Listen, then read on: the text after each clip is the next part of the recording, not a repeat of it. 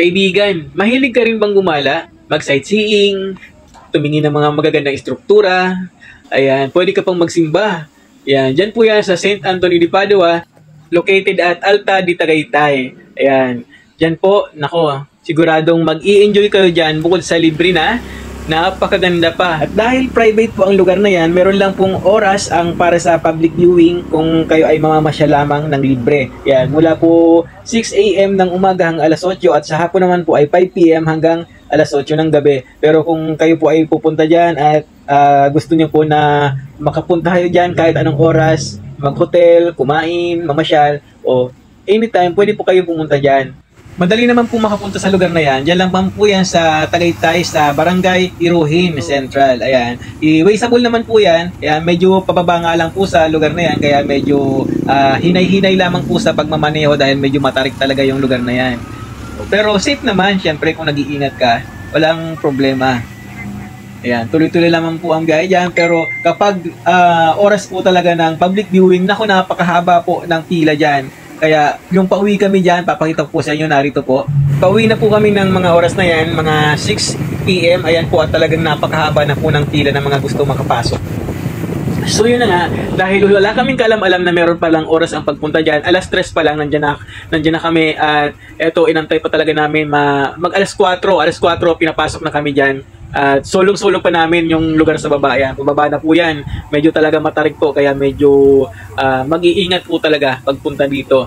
Anyway, supposedly dapat talaga alas 5 pa ang pasok namin dyan. Pero dahil siguro naawa na sa amin yung guard, kaya wala pang alas 5 pinapasok na kami yan. Maaga nga kami nakapasok sa loob. At nakakatuwa dahil halos kami pa lang yung tao ng pagbaba namin.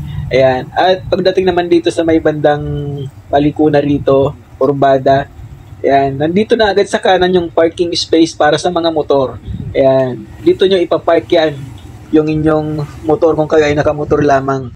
At tunay nga kung ikaw ay nature lover, ayan, sa bungad pa lang, entrada pa lang, nako, matutuwa ka na talaga, gustong-gusto mo na kung ano yung nakikita mo.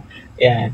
Doon naman po sa bandang baba, dyan, sa palibot po ng, ng simbahan, dyan naman po ang parking space para sa mga 4 wheels. Ayan. Iraradyo lang po yan. Pag napuno na po yan, sa labas na talaga mag-aantay yung mga gusto pang makapasok.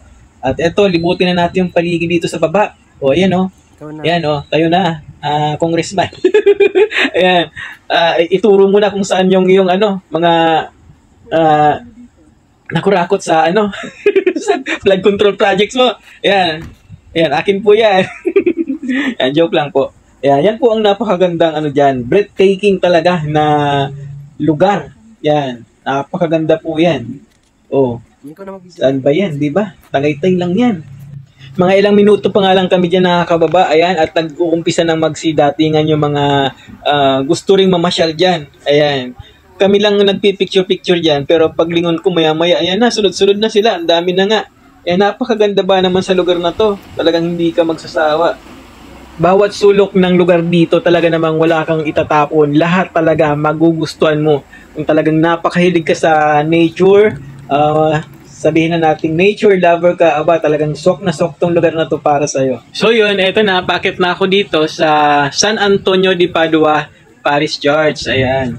Kung noong nasa baba pa lang ako ay gustong-gusto ko na yung nakita ko dahil ang ganda-ganda ng church dito. Ano pa kaya yung nandito na ako sa taas? Talagang gandang-ganda dito at napaka-solemn. Kaya naman may mga dumadayo pa pala rito para magpakasal. Oh, napaka-solemn ba naman ng lugar? Yun nga lang dahil ang dami-daming mga kasabayan ko ng mga time na yan kaya medyo maingay talaga. Ayan, pasok muna tayo sa simbahan na silipin po natin ang loob ng simbahan ng San Antonio de Padua dito sa Alta de Tagaytay. So ayan, mapapawaw ka talaga pagpasok mo sa loob na itong San Antonio de Padua. Napakaganda. At pagtingin mo naman sa bintana, ayan, kitang-kita mo na mga bundok. At overlooking nga dyan ang Bulkang Taal. So yun, dahil nga nakapagsimba na ako sa Santo Niño de Bangkaan, kaya hindi na ako nagtagal na manalangin dyan, nagpasalamat na lamang ako at nakarating ako dyan ng safe. At lumabas na nga ako sa likuran dyan para mag-picture taking at mag-video-video na rin. Ayan, napakarami ang tao dyan ng mga oras na yan. At yung nakapansin nyo na yan na bundok na mataas, yan yung People's Park. At abutan na nga yan dito sa San Antonio de Padua, dito sa Tagaytay. Ayan. So yan, ikot-ikot natin at dito masisilip na natin sa bandang ibaba. Napakataas, di ba? Oh, at ang ganda-gandang pagmasdan dito mula sa ibabaw ng ng church. Ayan oh. Oh, di ba?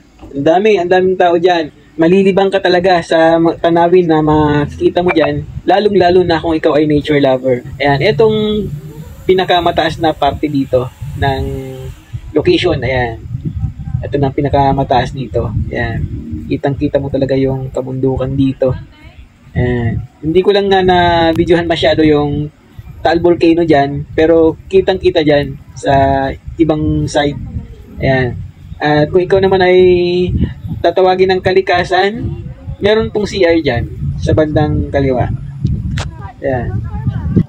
Ayan. Yan po yung CR. Ayun, yung pinto na yun. Ayan. Kaya hindi ka mag-worry kung ikaw ay abutin dyan ng tawag ng kalikasan. So yun lamang po ang ating updates for today's video. Ito po si Santi nagsasabing masaganang buhay po sa ating lahat. At sana po ay nagustuhan nyo ang aking video. At kung nagustuhan nyo, share nyo na rin po. Salamat!